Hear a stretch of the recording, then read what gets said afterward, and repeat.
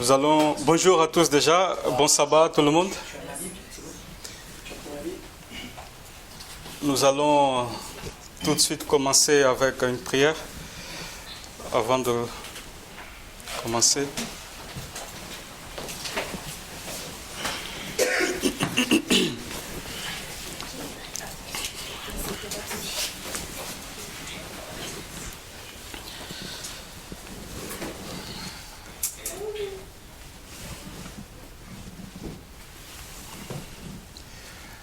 Seigneur, notre tendre Père qui habite aux cieux, nous te sommes reconnaissants, Seigneur, qu'encore une fois, tu veux ouvrir ta parole pour nous, afin de nous donner de l'intelligence, afin que nous puissions être prêts, Seigneur,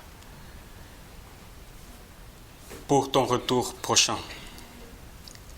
Seigneur notre Dieu, que ton Esprit Saint soit encore une fois dans notre cœur et au milieu de nous. Que tes saints anges, Seigneur, nous parlent et nous influencent.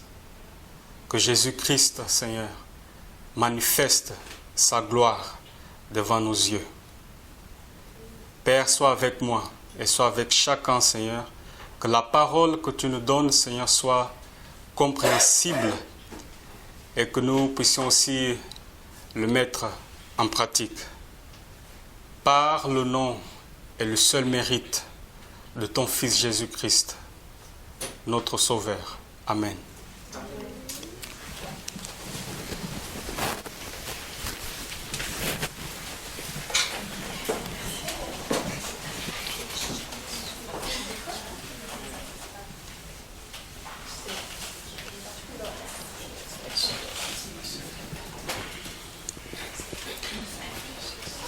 Le titre de notre étude en ce moment s'est intitulé « Un cantique nouveau ».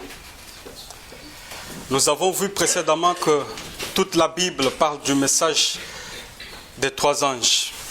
Toute la Bible parle de Jésus-Christ.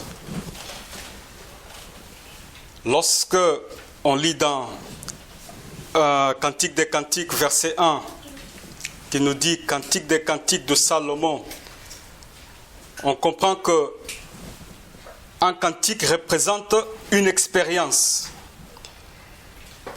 Un cantique, le cantique des cantiques représente le message des trois anges. Acte 7, verset 42 nous dit que ce fut Salomon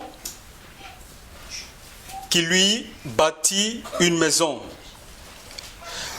Salomon va construire la maison ou le temple de Dieu. Mais c'est Salomon aussi qui va écrire Cantique des Cantiques. Pourquoi? Alors, je vous invite à aller avec moi dans Apocalypse 14, verset 3. Pourquoi apprendre ce cantique, pourquoi expérimenter cette expérience que Dieu nous demande aujourd'hui est indispensable? Nous lisons Apocalypse 14, 3. Et il, parlant de 144 000, et il chantait un cantique nouveau devant le trône et devant les quatre êtres vivants et les vieillards. Et personne ne pouvait apprendre le cantique, si ce n'est les 144 000 qui avaient été rachetés de la terre. Ce sont ceux qui ne se sont pas souillés avec des femmes, car ils sont vierges. Ils suivent l'agneau partout. Il va. La Bible dit que seulement les 144 000 peuvent comprendre et chanter le nouveau cantique. Mais la Bible ne dit pas que ce cantique est scellé ou ce cantique est caché ou c'est un cantique qui est chanté ou dont on ne connaît pas en quelque sorte l'air ou la mélodie de ce cantique. Nous continuons toujours dans la perspective que lorsque la Bible parle du cantique, ça parle d'une expérience particulière. Sir White nous dit dans Conseil pour l'Église 168, elle dit « L'invisible est illustré par le visible. L'invisible est illustré par le visible. Par la foi, nous voulons chanter avec les 144 000 ce nouveau cantique que Dieu nous promet. Mais il y a le visible qui va nous amener à contempler comment ce cantique sera. Car Dieu ne fait rien sans révéler d'abord à ses prophètes.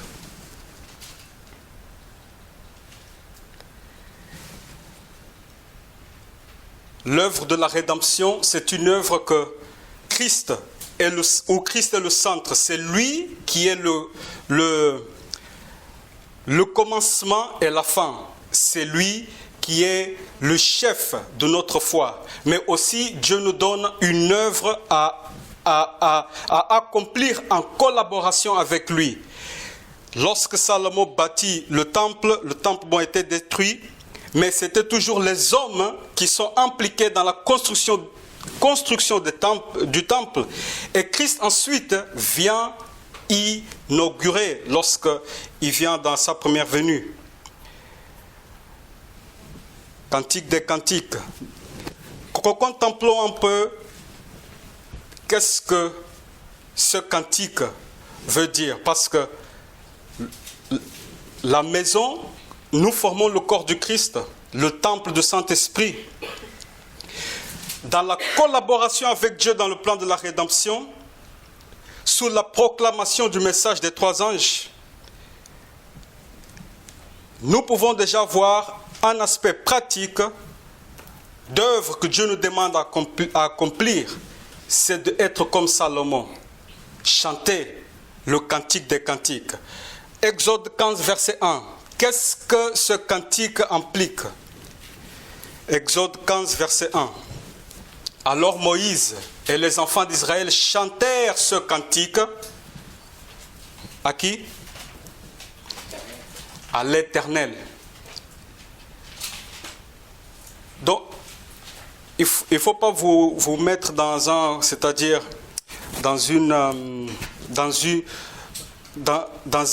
une boîte en se disant c'est forcément des choses spirituelles. Les choses invisibles sont révélées par les choses visibles. Nous parlons du cantique au sens spirituel de l'expérience. Mais il y a aussi le contexte palpable, il y a le contexte physique des choses. Mais ça, vous pouvez au fur et à mesure traduire cela dans votre propre conscience. Parce que lorsque nous chantons les cantiques à l'Éternel, lorsque nous ouvrons les hymnes et les louanges, nous ne chantons pas pour la gloire de l'homme. Nous chantons pour la gloire de Dieu. Apocalypse 15, verset 2.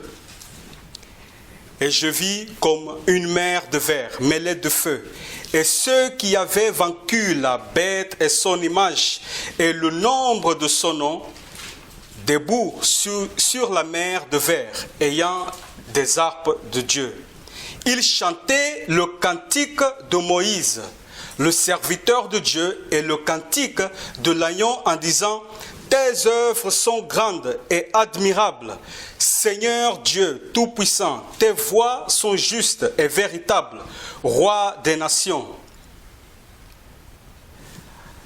Je m'excuse, on n'avait pas fini Exode 15, mais la deuxième partie d'Exode 15, verset 1, dit « Je chanterai à l'Éternel car il a fait éclater sa gloire. Il a précipité dans la mer le cheval et son cavalier. » Donc, lorsqu'on chante le cantique à l'Éternel, c'est parce que nous avons eu une expérience où l'ennemi de Dieu est renversé.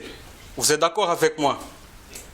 Lorsqu'on chante un cantique à l'Éternel, on chante parce qu'on reconnaît que Dieu nous donne une victoire contre les ennemis. La Bible nous a dit aussi, et il chante le cantique de Moïse. Moïse, c'était, la Bible dit tout de suite, le serviteur de Dieu. Mais Moïse était un prophète, n'est-ce pas? Mais pas seulement il chantait le cantique de Moïse, il chantait aussi le cantique de qui? De l'agneau. L'expérience dans la parole prophétique, c'est comme ça qu'on chante le cantique à l'Éternel. Les 144 000 qui chanteront le cantique nouveau, ce sont eux qui ont l'expérience dans la parole prophétique. Le cantique de l'agneau. Quelle est la différence entre l'agneau et Moïse dans le contexte de la rédemption? La loi est venue par Moïse, mais la grâce avait été par Jésus. Lui, il a montré la grâce et la justice de la loi, mais Moïse, il a fait que de la vie. D'accord. Pour dire très simple, l'agneau représente Jésus-Christ, n'est-ce pas? Mais notez que l'agneau, les 144 000 suivaient l'agneau partout où il allait. Mais l'agneau était aussi la chair qu'on devrait faire quoi? On devrait manger. Moïse, on ne le mangeait pas. On écoutait Moïse, mais on mangeait l'agneau. On écoute la parole prophétique et on mange la vie, le corps du Christ. En faisant ainsi, nous sommes en train de chanter le cantique des cantiques. Mais ça va plus loin.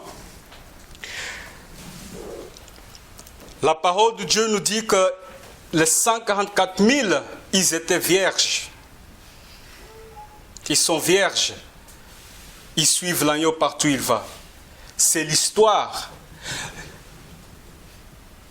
Les vierges de 144 000, ce sont les vierges qui sont sorties de la parabole des 10 vierges. Parce que 5 étaient folles et 5 étaient sages.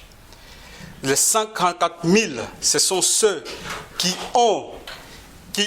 sont en fait représentés par les 5 vierges en fait, sages.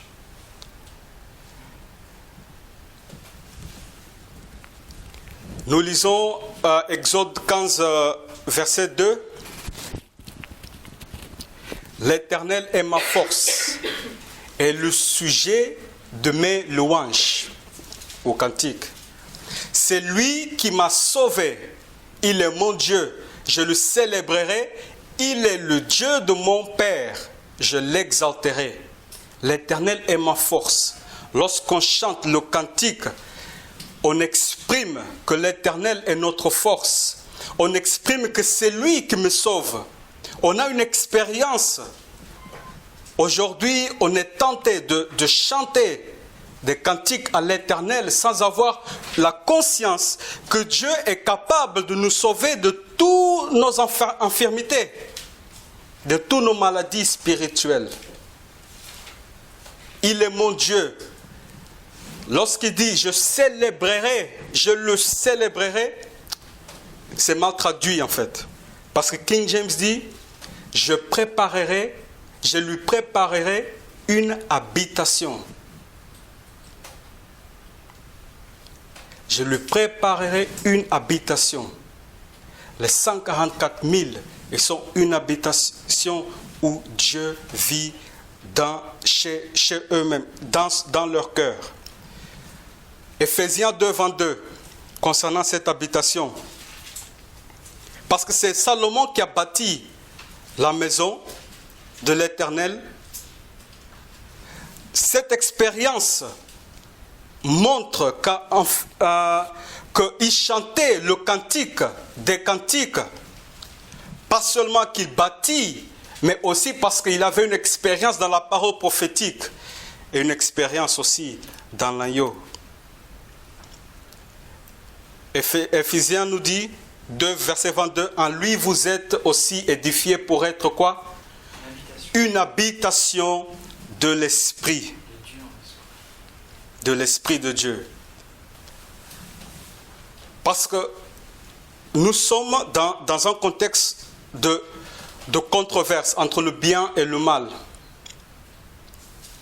Nous savons que le Fils de Dieu est venu sur terre pour condamner le péché dans la chair, mais le Fils de la perdition est venu pour exalter le moi, pour écarter les hommes de Dieu loin de la face de Dieu.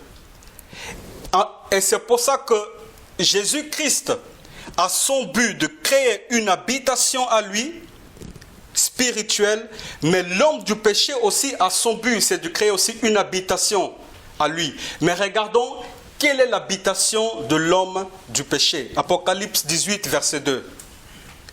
Parce que ceux qui chantent le cantique nouveau ou qui chanteront le cantique nouveau avec 144 000, ils font partie de l'habitation de Dieu. Apocalypse 18, verset 2 nous dit, il cria d'une voix forte disant, elle est tombée, Babylone la grande. Elle est devenue une habitation de démons, un repère de tout esprit impur, un repère de tout oiseau impur et odieux. Donc il y a deux habitations maintenant qu'on voit. La façon dont nous chantons montre de quelle habitation nous faisons partie. 1 Chronique 25, verset 6. Nous sommes toujours en train de contempler le cantique, l'expérience des 144 000. 1 Chronique 25, verset 6 nous dit, tout cela était sous la direction de leur père pour le chant ou le cantique de la maison de l'Éternel, et avaient des cymbales, des luttes et des harpes pour le service de la maison de Dieu. En collaborant avec Dieu dans le plan de la rédemption, on chante un cantique nouveau par l'expérience. En faisant ainsi, nous sommes au service de la maison spirituelle de l'Éternel. 2 Chroniques 29, verset 27. 2 Chroniques 29, verset 27, la Bible nous dit, Ézéchias ordonna d'offrir l'holocauste sur l'autel, et au moment où commença l'holocauste, commença aussi le chant de l'Éternel, et quoi? Au son des trompettes, et avec accompagnement des instruments de David, roi d'Israël. Toute l'assemblée se prosterna, on chanta le cantique et l'on sonna des trompettes, le tout jusqu'à ce que l'holocauste fût achevé. Maintenant, il y a une autre étape, il y a un autre contexte qui vient se rejoindre avec l'expérience du cantique, avec l'expérience de l'habitation de Dieu. Parce que lorsqu'on chante le cantique à l'Éternel, en même temps, il y a quoi? Une holocauste qui est donnée. Et au moment où commença l'holocauste, commença aussi le chant de l'Éternel. Et en plus, il y a un autre élément qui dit au son des trompettes. Donc, il y a d'abord l'holocauste. Il y a le cantique qui commence au moment de l'holocauste.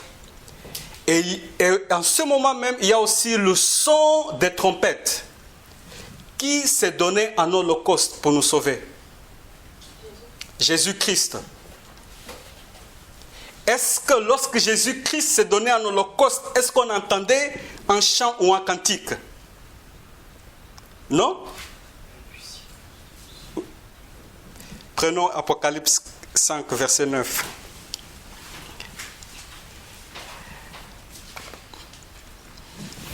Apocalypse 5, verset 9. Jésus se donne en holocauste. Il ressuscite. Il monte au ciel. Apocalypse 5 montre le moment où il entre dans le ciel, son inauguration. Verset 9 nous dit, et il chantait un cantique nouveau en disant, tu es digne de prendre le livre et d'en ouvrir les sceaux, car tu as été immolé et tu as racheté pour Dieu par ton sang des hommes de toute tribu, de toute langue, de tout peuple et de toute nation. Juste après sa mort, il y a le cantique qui est chanté par les armées célestes.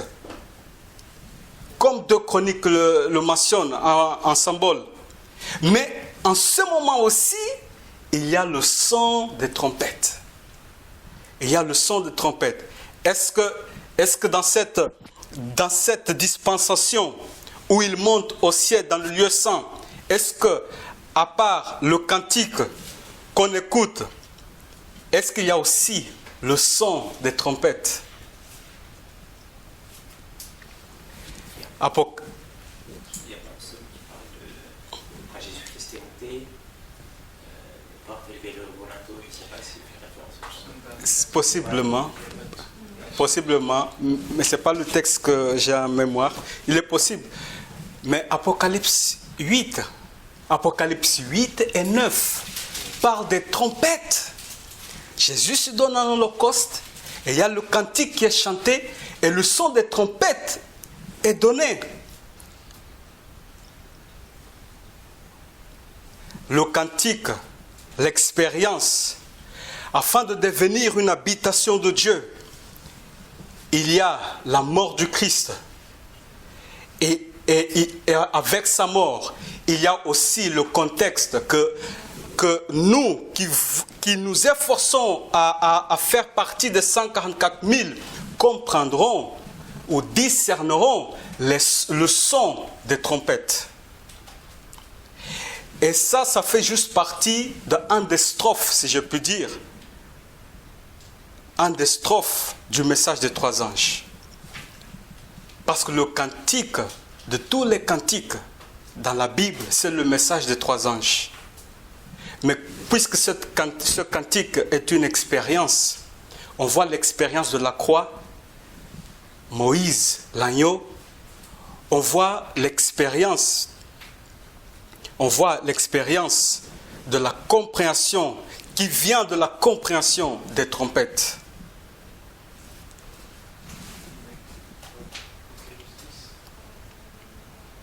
Apocalypse 10.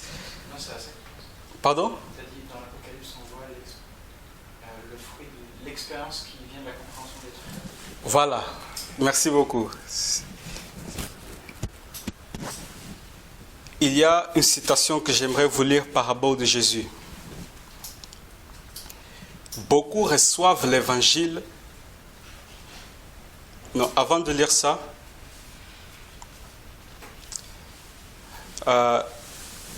pour rendre clair, en fait, c'est que on chante le cantique.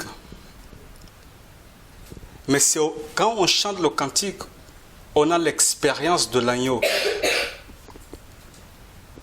Ça ne sert à rien de chanter un chant à l'Éternel si on n'a pas cette expérience. Dieu nous donne le privilège de chanter à lui des louanges. Mais il veut aussi nous rappeler que lorsque nous chantons, il nous faut par la foi approprier ce que Jésus-Christ a accompli pour nous. D'accord?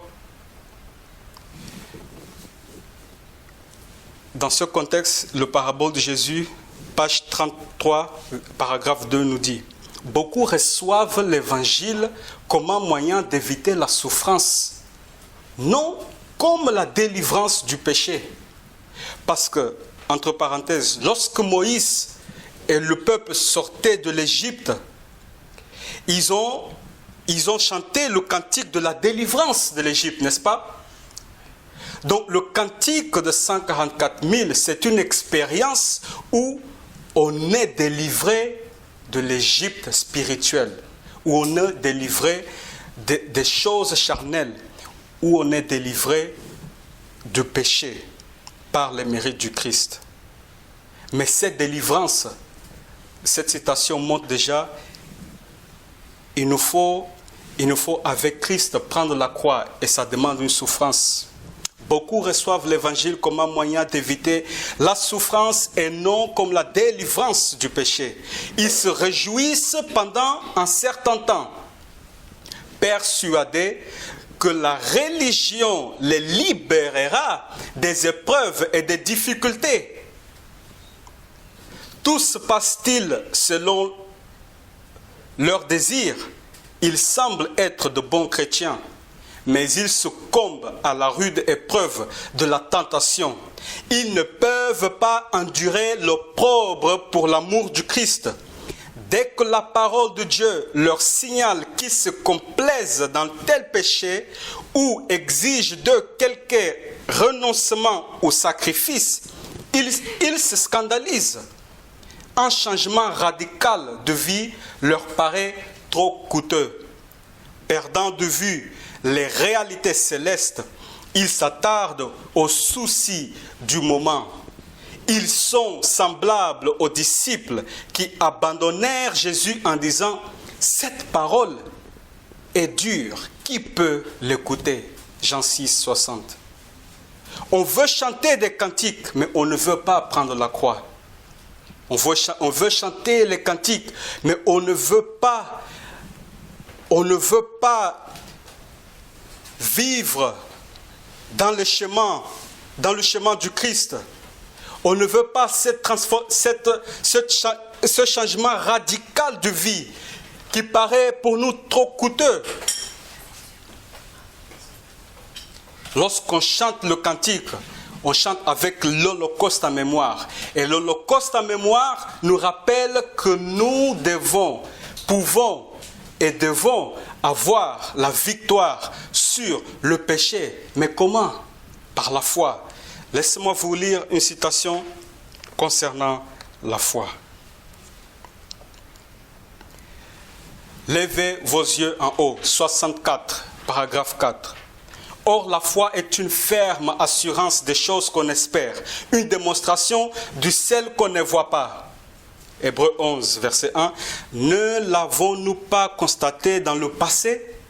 Alors que par la foi, nous sommes parvenus à réaliser ce que nous voyons aujourd'hui. Avoir la foi, ce n'est pas seulement regarder aux choses invisibles. Autrement dit, avoir la foi n'est pas seulement regarder aux choses futures qu'on ne peut pas voir avec nos yeux physiques.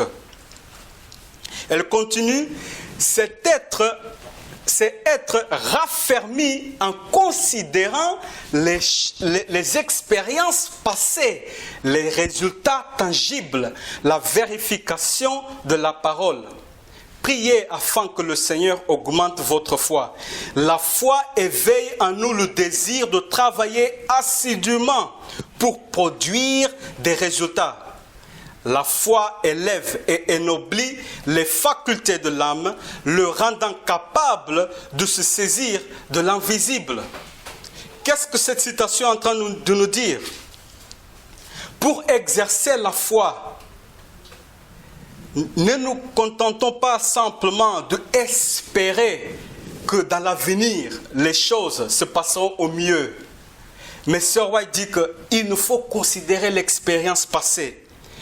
Dans l'expérience passée, la foi devient tangible, les résultats sont tangibles. On peut vérifier la parole de Dieu que nous espérons dans l'avenir s'accomplir. Et il dit, la foi éveille en nous le désir de travailler assidûment. Pourquoi elle éveille le désir? Parce que lorsque nous regardons l'expérience passée, lorsque nous regardons comment les hommes de Dieu ont chanté le cantique à l'Éternel, nous pouvons voir comment la foi a été tangible. Et si nous pouvons avec nos yeux voir comment la foi a été tangible, nous sommes sûrs que si nous vivons dans le même esprit que les prophètes ont vécu, nous pouvons avoir le résultat sûr et certain. Sûr et certain. Comme quoi l'expérience passée, c'est le fondement même de notre foi. Ça fait partie du cantique, des cantiques. Nous continuons. Job 30, verset 8. Job 30, verset 8. Nous avons vu qu'il y a deux habitations, une de démons, une de Dieu. Nous allons comprendre dans quel sens l'habitation de démons s'est construite. Nous allons regarder afin de comprendre et de nous en détourner par la foi. Job 38 à 10, la Bible nous dit « Être vil ». Je corrige tout de suite. King James dit « C'est des enfants de celui qui est folle ». Nous avons traduit « être vil ». des enfants de celui qui est folle. Pardon, de celui qui est fou. Merci. Être vil et méprisé, on les repousse du pays. Et maintenant, je suis l'objet de leurs chansons. Je suis en but à leurs propos. Ils ont en horreur de moi. Ils se détournent, ils me crachent au visage. L'étape pour devenir une habitation de démons, c'est d'être l'enfant d'un fou ou l'enfant d'une folle, d'une vierge folle, et faire du peuple de Dieu un objet de son chant. Mais verset 10 nous dit, ils ont en horreur de moi, ils se détournent et me crachent au visage.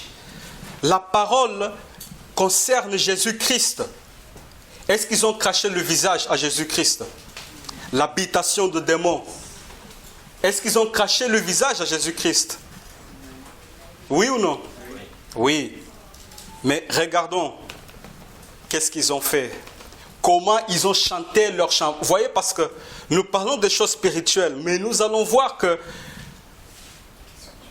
ça se traduit dans les choses visibles. Et dans les choses visibles, il y a des chants qui n'est pas à l'éternel. Il y a des cantiques, il y a de la musique qui n'est pas à l'éternel.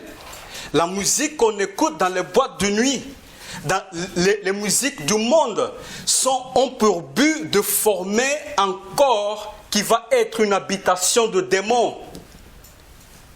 Mais nous voulons faire partie des 144 000 habitations de Dieu. Et là, les méchants, dans leur cantique, ils crachent au visage du Christ. Et nous lisons dans Marc 14, 65.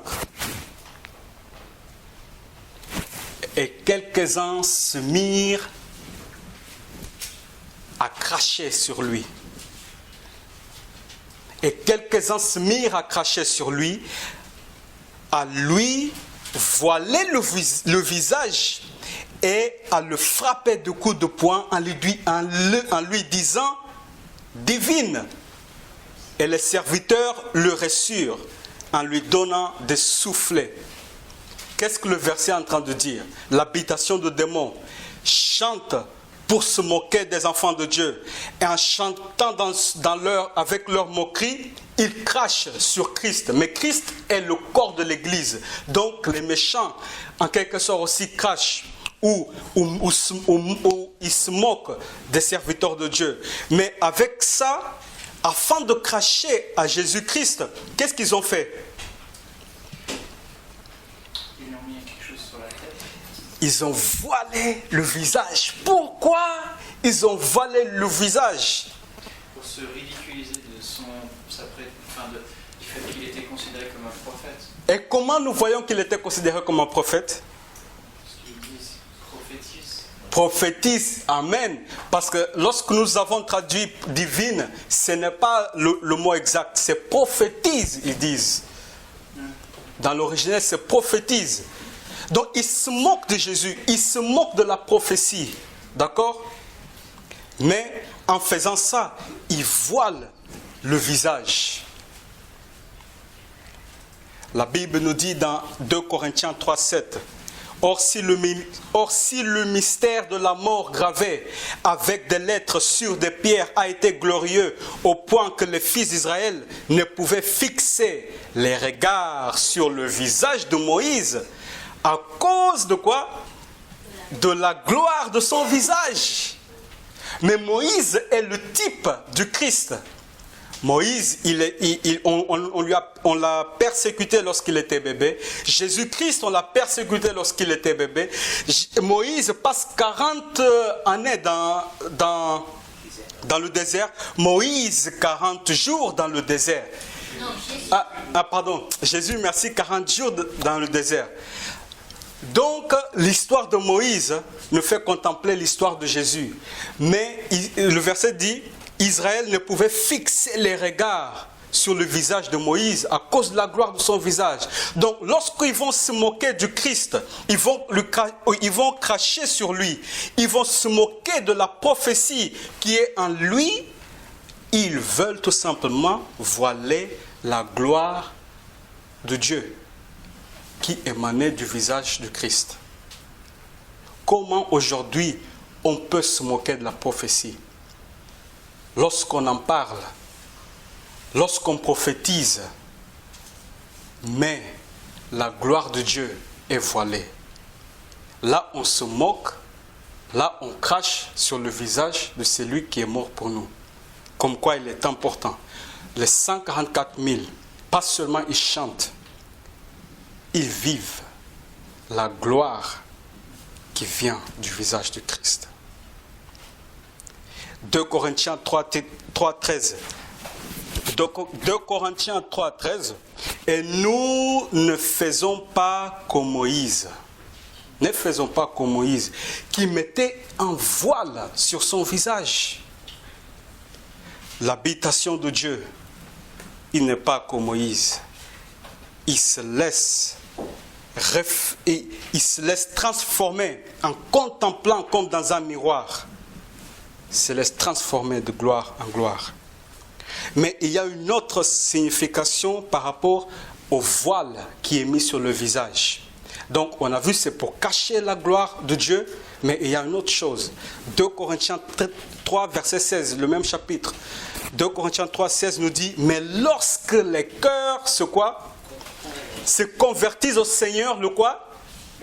Le voile est ôté. Ils veulent bien écouter Jésus prophétiser, mais ils ne veulent pas avoir une conversion du cœur. Sommes-nous pareils? Sommes-nous l'habitation de Dieu? Alors, lorsque nous chérissons la parole prophétique, laissons Dieu convertir nos cœurs. Le même chapitre, verset 18 nous dit, nous tous qui le visage découvert, contemplons comme dans un miroir la gloire du Seigneur. Nous sommes quoi? Transformés.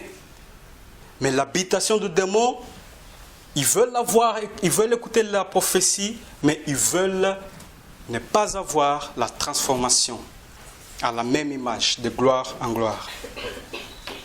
Jusqu'à là, nous avons fait, si je peux dire, un petit résumé. Nous avons entonné en quelque sorte la mélodie des 3 anges. Lorsque vous allez écouter le message des 3 anges, le refrain est le même. Le refrain est le même. C'est l'expérience qui vient avec. C'est l'expérience que les 144 000 doivent avoir. C'est l'expérience dans la compréhension de l'Holocauste. C'est l'expérience dans la compréhension des trompettes. Mais ce chant n'est pas chanté par n'importe qui. Le cantique nouveau n'est pas chanté par n'importe qui, car verset 1 de Cantique des Cantiques nous dit, Cantique des Cantiques de qui? De Salomon. Alors nous allons contempler un peu Salomon. Qui était Salomon? Alors je vous invite à prendre Psaume 72.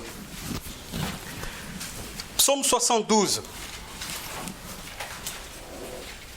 C'est un psaume que David va faire pour Salomon.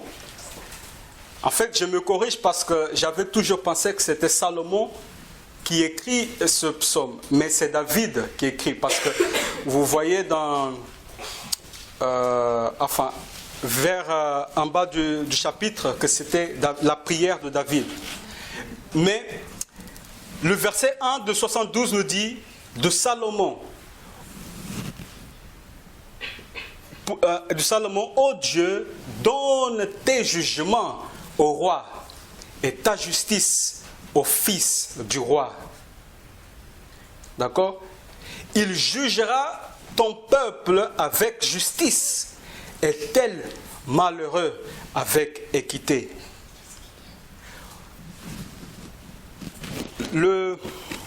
c'est lui qui va chanter en expérience le nouveau cantique. C'est lui qui sait faire quoi? Qui sait faire quoi? Selon le verset 1 et 2. Il va faire quoi? Il va recevoir quoi de Dieu? Les jugements. Oh Dieu, donne tes jugements au roi. Il va recevoir les jugements de Dieu afin de faire quoi? Verset 2. Afin de juger le peuple, ton peuple, avec justice. La Bible nous dit dans Psaume 119, verset 172, que tes commandements sont justice.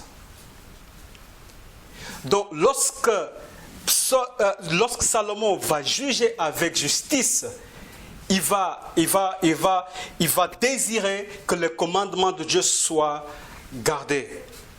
Mais on sait que, on a vu que c'est Salomon qui écrit le cantique des cantiques. Mais où est-ce qu'on voit spirituellement cela se reproduire?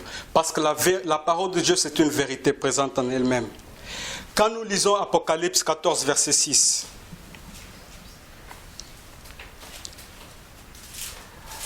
Apocalypse 14, verset 6, la Bible nous dit: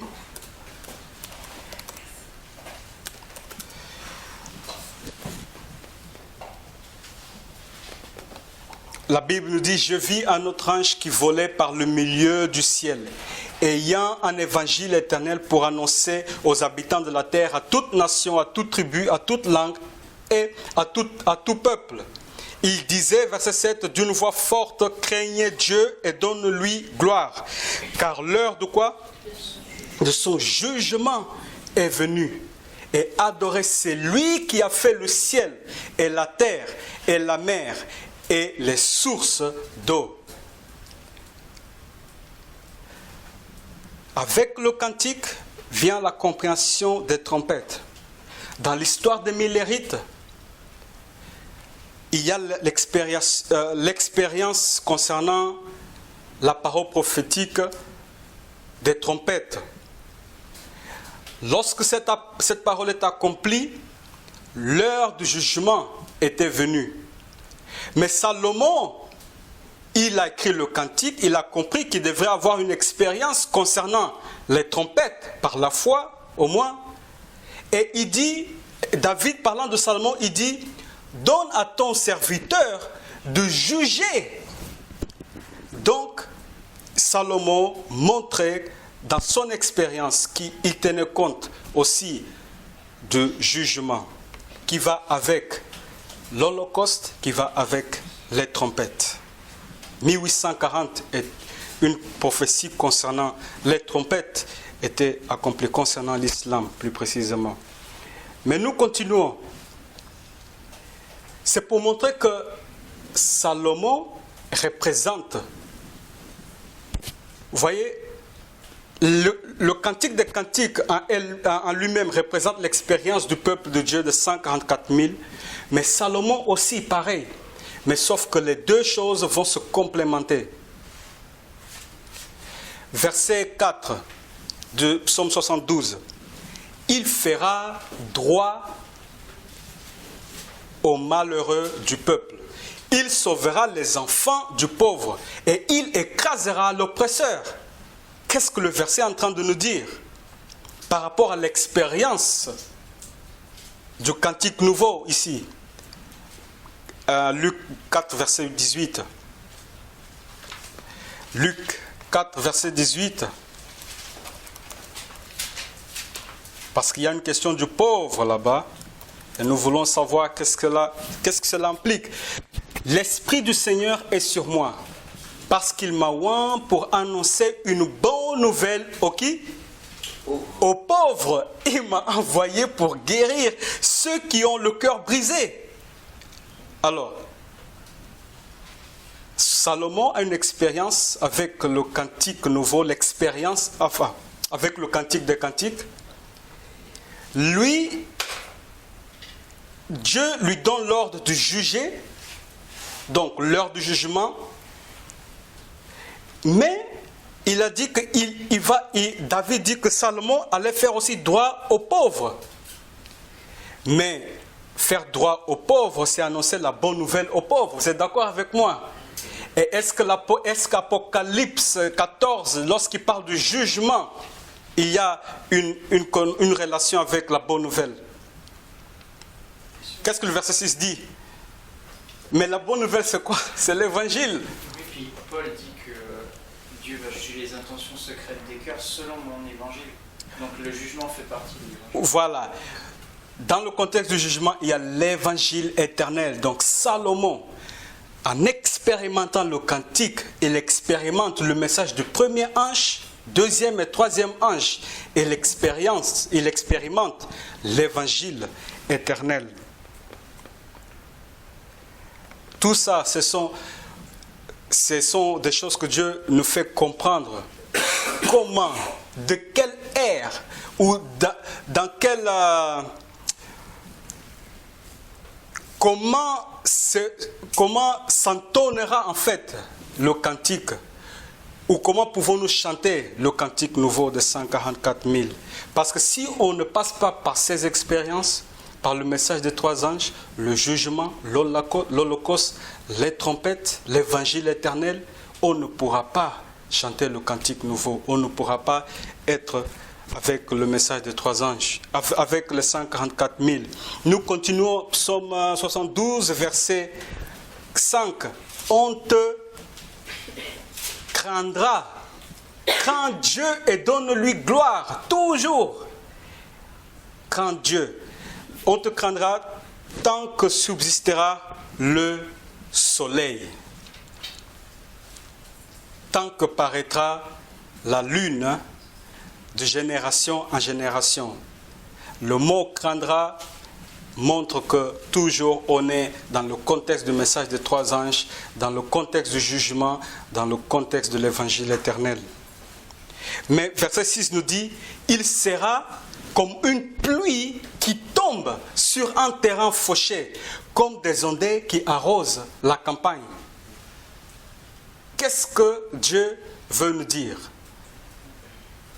Ceux qui chantent le cantique nouveau, c'est ceux qui ont l'expérience de le message des trois anges, mais ce sont ceux qui ont aussi une expérience avec la pluie de la dernière saison. Mais on a vu que le message du premier ange, Salomon le représentait dans sa vie. Mais ici, la pluie, quand est-ce que la pluie de l'arrière-saison tombera à notre époque? Si, je vais préciser la question, parce que je comprends pourquoi peut-être. Quand est-ce que la pluie sera déversée en abondance, sans mesure, à notre époque? Au moment de l'avertissement final, chapitre 38 de la tragédie. D'autres réponses? La loi du dimanche. Lorsque l'annonce est donnée, Babylone, elle est tombée. Un peu après cet accomplissement de la prophétie, la pluie est tombée. Maintenant, regardez ce que l'expérience de Salomon est en train de montrer dans son chant en pratique. Il juge, il dit crains Dieu, il annonce l'évangile éternel, mais il est aussi la pluie. Mais quand il juge, quand il annonce l'évangile éternel, nous sommes à quel temps de l'histoire pour notre ère? Dans Apocalypse 14. À quel moment de l'histoire Apocalypse 14 était la vérité présente? Le début, les chroniques du rendez-vous gloire. Oui, à quel moment de l'histoire? Quel contexte de l'histoire? C'était jusqu'en 1844. Histoire des millérites, d'accord? Donc, Salomon, en chantant le cantique en pratique, il a une expérience avec l'histoire des millérites. Nous sommes d'accord jusqu'à là? Mais aussi, il a une expérience lorsque Babylone tombera, c'est-à-dire par la foi, il a une expérience lorsque Babylone tombera et qu'il reçoit ou qu'il est lui-même la pluie de la dernière saison. Donc, la vie de Salomon représente l'histoire des millérites Et la vie de Salomon, le cantique nouveau, représente l'histoire de 144 000 à la loi du dimanche. Est-ce que vous voyez ça? Vous ne voyez pas ça? Jusqu'au verset 5, Psaume 72, verset 5, il y a tous les éléments qui indiquent que son vécu symbolise le vécu des millérites, le message du premier et deuxième ange, oui, d'accord? Mais à partir du verset 6, et verset 7, nous allons voir, mais à partir du verset 6, sa vie représente la génération qui vivra à la loi du dimanche, parce que c'est là où la pluie nous sera accordée. D'accord? Voilà. Mais notez que c'est la même personne qui a cette expérience de l'histoire des millérites et de l'histoire des 144 000, montrant que, comme l'aspiration nous dit que nous n'avons pas d'autre message. Laisse-moi vous lire cette citation. Dans Review and Herald 19 janvier 1905, Sir White dit: Dieu ne nous donne pas un nouveau message. Nous devons proclamer le message qui, en 1843 et 1844, nous a fait sortir des autres églises. Salomon, il représente à la fois les 144 000 comme les millérites. En faisant ainsi, il représente l'expérience qu'il a en chantant le cantique nouveau. Donc pour nous, déjà en premier temps, ça veut dire que l'histoire concernant la pluie de l'arrière-saison ou le moment de la pluie de l'arrière-saison est identique et en parallèle avec l'histoire des millérites. Parce que c'est la même personne que le vit à la fois. C'est logique ou pas? Vous voyez ou pas? Salomon, dans son vécu, symbolise deux histoires. Millérite et à la loi du dimanche. D'accord? D'accord jusqu'à là? Mais ces deux histoires se regroupent dans une seule personne. Ça montre que ces deux histoires sont en parallèle et une la même chose. Et l'esprit de prophétie confirme, parce que ça veut dire que le message que nous devons donner à la loi du dimanche, c'est le message que les millérites ont donné. Nous n'avons pas d'autre message. Pour dire que le cantique nouveau de 144 000 sont l'expérience des sages qui comprendront la prophétie concernant les trompettes, l'Holocauste, mais qui comprendront le parallèle de l'histoire, qui comprendront l'histoire des millérites et le message des trois anges en parallèle avec l'histoire, ou plutôt le message que les millérites ont prêché. Ça fait partie du cantique. Ça fait partie du cantique. Nous, dans le verset 7 dit: en ces jours, le juste fleurira. Pourquoi fleurira? Pourquoi Dieu va utiliser la nature? Parce que c'est les arbres qui fleurissent. Les choses invisibles ou les choses visibles révèlent l'invisible. Le juste fleurira et la paix sera grande jusqu'à ce qu'il n'y a plus de la lune. En vérité, il doit se lire tant que la lune subsistera. C'est pas qu'il n'y a plus de la lune, mais tant que la lune subsistera. Lisons quelque chose d'Apocalypse 12. Apocalypse 12.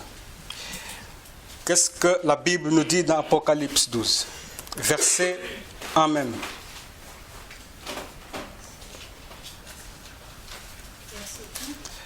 Oui, Apocalypse 12, verset 1. La Bible nous dit: un grand signe parut dans le ciel. Une femme enveloppée de quoi? Soleil. La lune sur ses pieds et une couronne de 12 étoiles. Nous savons que cet chapitre va relater que le dragon, dans sa fureur, va faire quoi au reste? Il va persécuter le reste, n'est-ce pas? Mais le reste, qu'est-ce qu'ils ont comme caractéristique? Ils gardent quoi? Ils gardent le commandement de Dieu et la foi de Jésus. D'autre part, dans Apocalypse 14, on dit que c'est ici la persévérance des saints qui gardent le commandement de Dieu et le témoignage. C'est le témoignage de Jésus. Mais le témoignage de Jésus, chapitre 19, dit que c'est l'esprit de prophétie. Donc, le témoignage de Jésus ou la foi de Jésus, c'est la même chose avec le commandement de Dieu. Donc, maintenant, regardons ce que la Bible fait dans Psaume 72, versets 6 et 7. Il sera comme la pluie, donc on a vu ça. Déjà, verset 7, et en ce jour, le juste fleurira. Il y avait quelque chose qui a fleuri dans le temps d'Aaron et Moïse. Qu'est-ce qui a fleuri? La verge. Qu'est-ce que Dieu voulait montrer par la verge qui a fleuri? Que Aaron avait été choisi et pas ceux qui se plaignaient. Amen. Le frère, nous avons vu avec le frère qu'il y avait un moment aussi que, je crois que c'est avec Moïse, où le peuple allait voir qui était envoyé de Dieu. Le fait que les justes fleurissent, c'est pour dire les justes ont une connaissance, ils sont enracinés dans l'esprit de prophétie. Parce qu'Aaron est un prophète, Moïse est un prophète. Le juste fleurira comme le bâton d'Aaron pour montrer aux yeux des hommes qui était l'envoyé de l'Éternel. Et ici donc, Salomon représente les justes qui pas simplement annoncent le jugement avec le commandement de Dieu, mais aussi qui gardent la foi de Jésus. Et tout ça, ça entre dans la strophe du cantique nouveau. D'accord? Nous n'avons pas beaucoup de temps, alors nous allons essayer de faire la conclusion.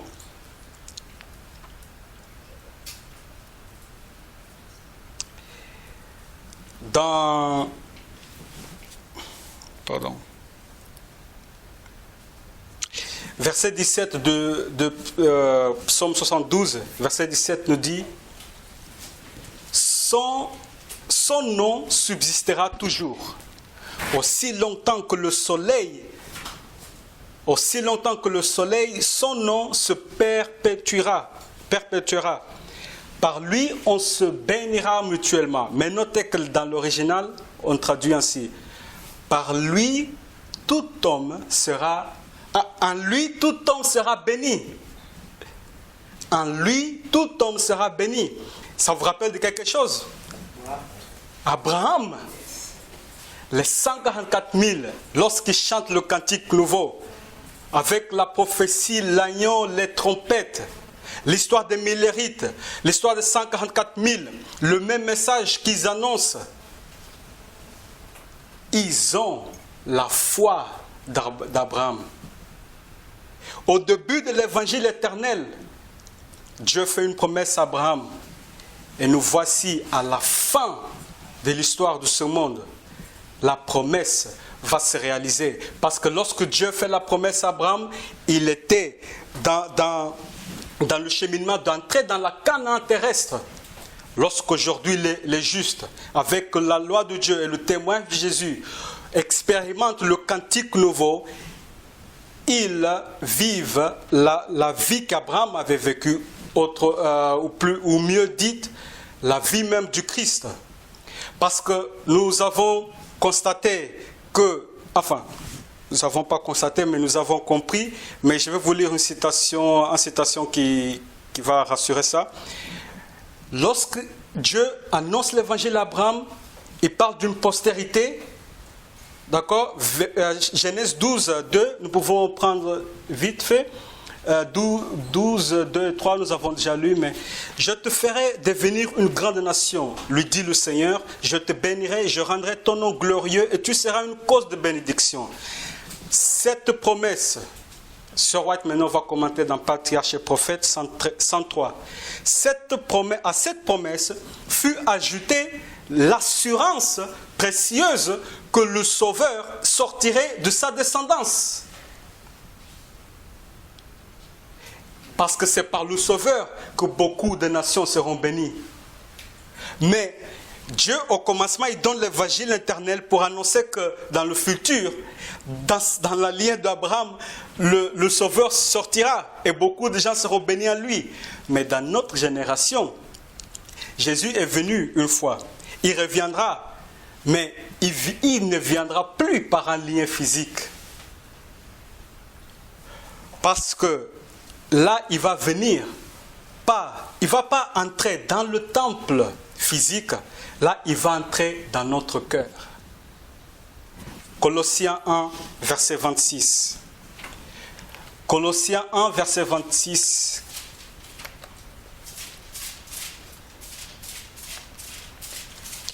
À la fin,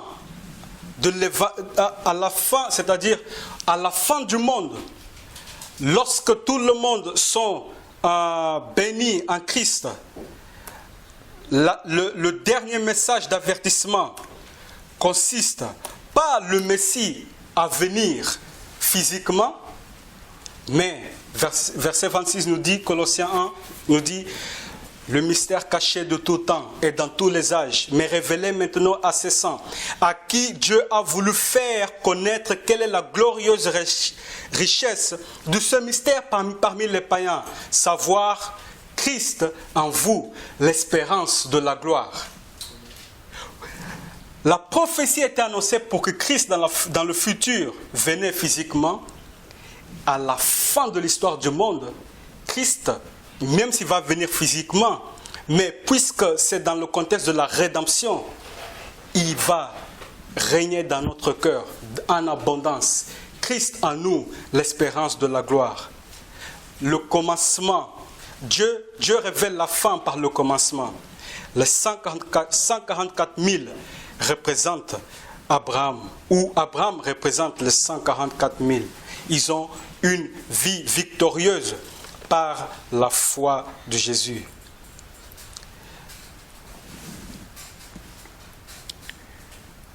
Alors, nous savons que Salomon, à un moment donné dans sa vie, il a apostasié. Vous êtes au courant? Mais qu'est-ce qui s'est passé? Il était restauré, n'est-ce pas? Salomon, je vous dis déjà, mais vous allez comprendre, ce n'est pas difficile à comprendre, mais Salomon était un adventiste du 7e jour. Vous êtes d'accord avec moi? Tous les chrétiens, depuis Adam jusqu'à la fin, tous les chrétiens fidèles sont des adventistes du 7e jour. Je prends un tableau large. Les Juifs attendaient Christ, le Messie. En ce sens, ils étaient adventistes. Les Juifs conservaient la loi des 10 commandements.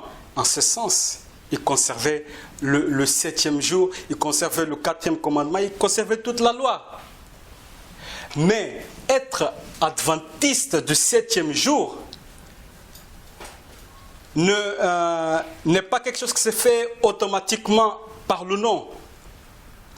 Parce que ce sont les adventistes du 7e jour qui ont crucifié Jésus. Vous vous rendez compte?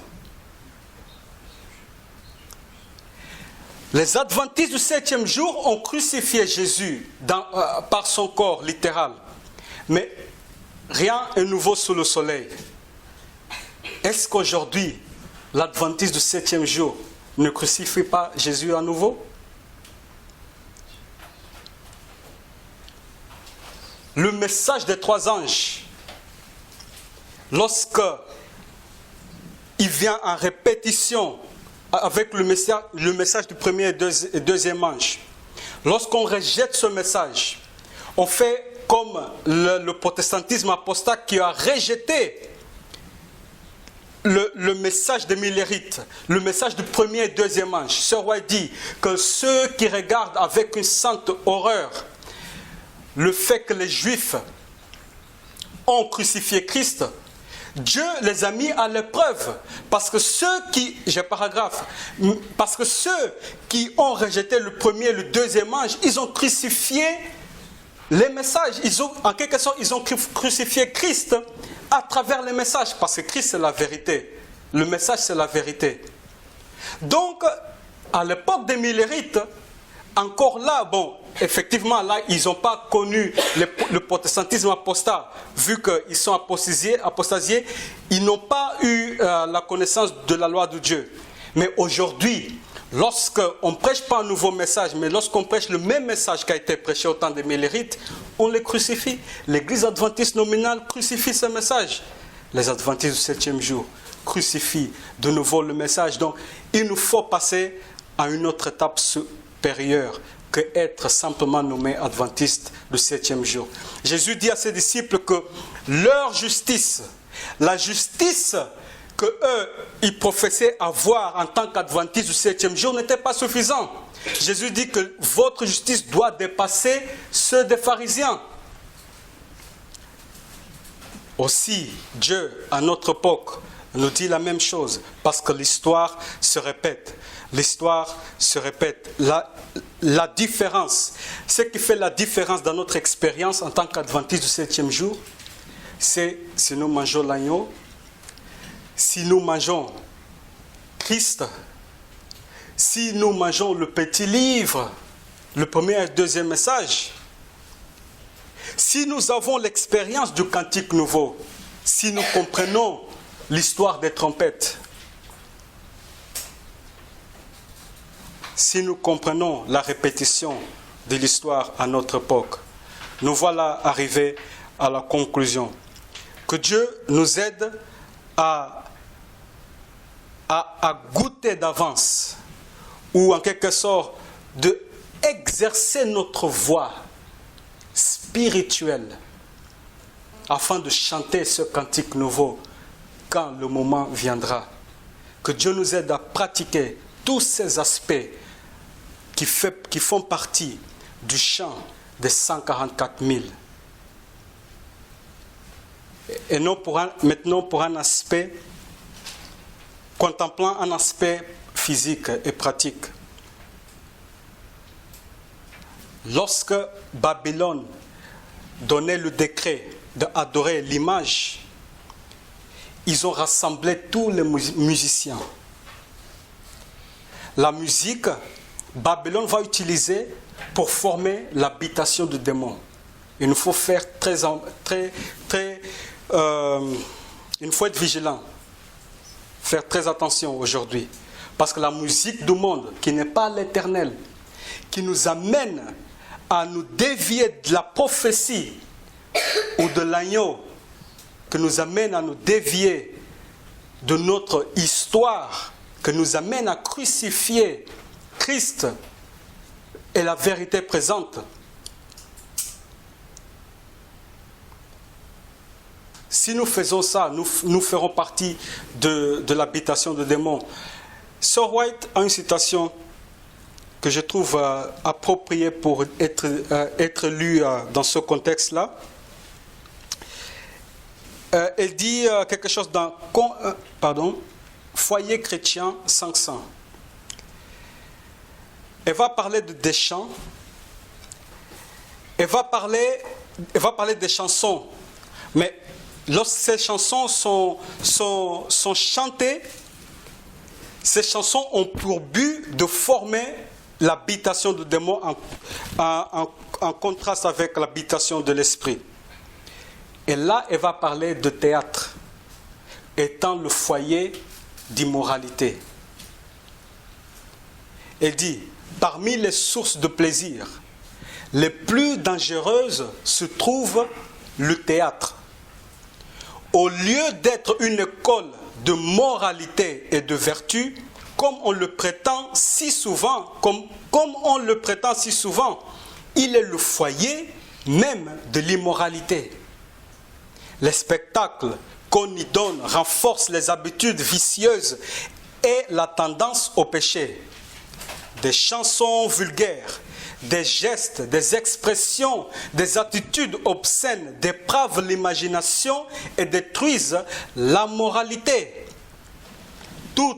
Tous les jeunes qui ont l'habitude d'assister à de telles exhibitions auront des mœurs corrompues. Il n'y a pas d'influence plus puissante pour empoisonner l'imagination, détruire les aspirations religieuses et émousser le goût des plaisirs tranquilles et des sobres réalités de la vie que celle des représentations théâtrales. Le désir de voir ces scènes, le désir de voir ces scènes augmente chaque fois qu'on le satisfait, comme le désir de boissons enivrantes. Vous avez entendu parler du vin de Babylone? Comme le désir de boissons enivrantes s'accroît à mesure qu'on en fait usage. La seule sauvegarde consiste à fuir le théâtre, le cirque et tous les autres lieux où l'on s'amuse d'une façon douteuse. Et théâtre, ce n'est pas simplement le cinéma. Théâtre, c'est le cinéma dans la maison. Les films qu'on regarde dans la télé, c'est le théâtre à la maison. Mes amis, fuyons ces choses. Sinon, nous ferons partie d'une habitation de démons. Mais loin de là, que l'Esprit de Dieu nous convainc de nos péchés, de justice et de jugement. Car les choses invisibles, car les choses visibles révèlent les choses invisibles. Prions.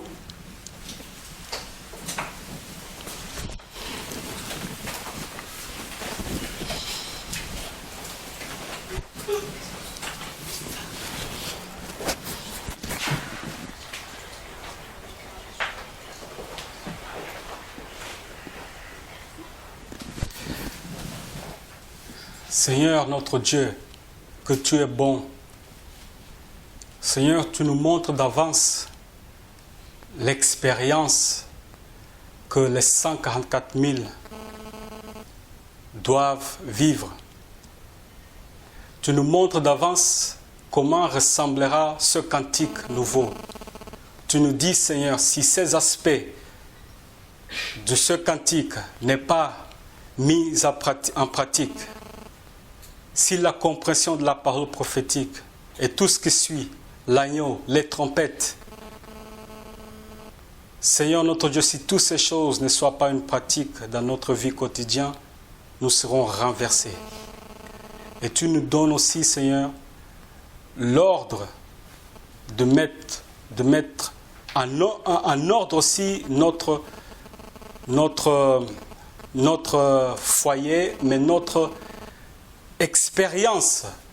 Tu veux que nous nous réformons, que nous serons transformés. Tu ne veux pas simplement que nous écoutons la parole de Moïse, mais tu veux que nous soyons convertis et transformés. Seigneur notre Dieu, pardonne-nous de toutes nos iniquités. Donne-nous aujourd'hui, Seigneur, à exercer notre voie. Tu nous as donné maintenant les outils. Donne-nous maintenant à utiliser ces outils afin que chaque jour, nous puissions avoir une voix meilleure afin de chanter des cantiques à l'Éternel et exalter le Fils de Dieu. C'est au nom de Jésus-Christ que nous te demandons toutes ces grâces et nous te remercions d'avance pour tous tes bienfaits envers nous. Amen.